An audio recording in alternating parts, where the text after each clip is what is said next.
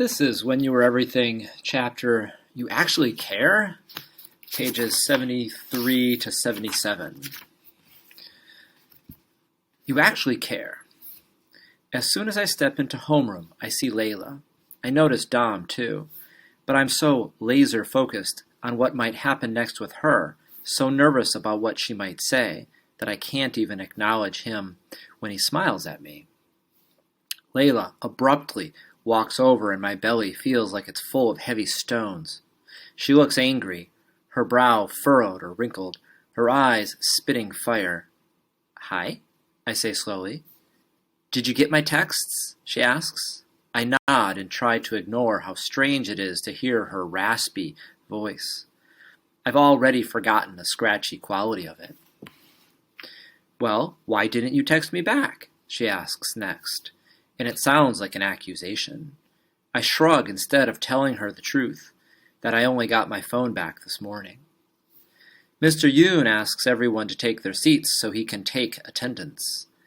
Layla sighs and pulls her phone out of her pocket and mimes tapping her thumbs against the screen. She's going to text me. I nod and sit down in the middle row. She goes back to the rear of the class, where she's sitting next to Sloane. My stomach clenches, but I try to breathe deeply. As Mr. Yoon calls out name after name, the texts from Layla start to roll in. I can feel them vibrate against my thighs, but even after 3 pulses, I'm too tense to look down. I glance back at Layla, and she widens her big, dark eyes in my direction. I could have guessed the expression she would make before she made it, and I wonder if knowing someone's face as well as I know Layla's matters at all once you've done the kinds of things we've done. I swallow, look at my lap, and start to read. "My mom called your mom, right? What happened? Are you in trouble?" "She called. I'm definitely in trouble." "Shoot. It's fine. I didn't mean for that to happen. You actually care?"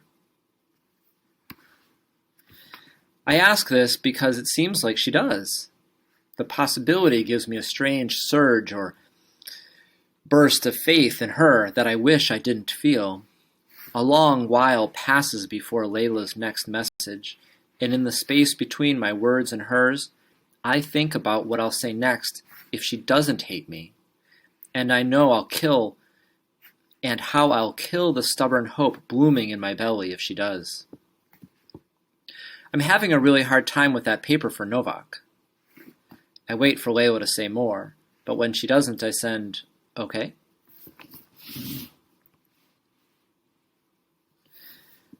"So I went to Novak yesterday to beg for an extension. She said no unless I had a family emergency or something, which I didn't. Then she said she'd assign me a tutor." There's a break before she sends the next message, a tiny pause where the bubbles that show she's typing make my stomach drop. "You." I swallow hard and look up as Mr. Yoon calls my name. "I'm right here," I say, even though I'm miles away from this classroom in my head. I don't want to tutor her. I'm not even signed up to be a tutor anymore. The hope I felt a moment earlier dissolves, and instantly, Novak's on my bad list too.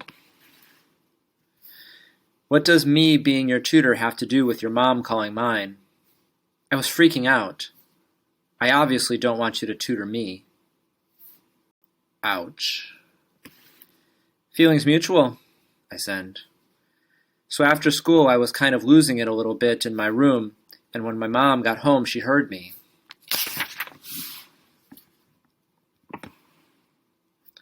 She came in and asked me what was wrong, and I kind of told her everything. Everything. My face heats up. Tears sting the corners of my eyes. I never wanted anyone to know all of what happened between us, especially not Mrs. Hassan. While my mom thinks Layla's perfect, that's what Mrs. Hassan thought about me. Layla and I used to joke that we should switch mothers, that they'd both be happier if they had the other's kid. I don't want Mrs. Hassan to know all I've said and done to Layla, because I don't think I can handle her hating me too. Will she still call me Pinky when she sees me? My dad doesn't even know the whole story. I told her not to tell your mom about any of it, but when I was upset, I kind of also blurted out that you'd been missing a lot of school, and she got really concerned. You know how my mom is. I think she was just calling Miss Naomi to make sure you were okay. I feel a little solace or peace from this bit of information, that even after Mrs. Hassan knew the very worst things about me, she was still worried. But I still text Layla again just to be sure. You really told her everything?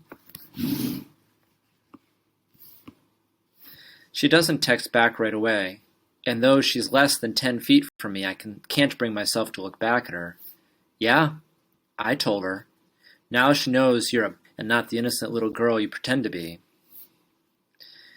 These are the kinds of things Layla would say to other people before, but these are the things she says to me all the time in this after version of us.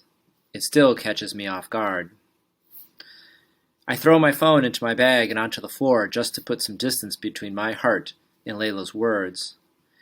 Mr. Yoon looks over at me, and so does about half the class. Layla and Sloan are probably smirking, but I don't turn around to see. You okay over there, Miss Baker? He says. I want to cover my face and shout no, because I'm so angry. But I just stare at my desk, clench my teeth, and nod.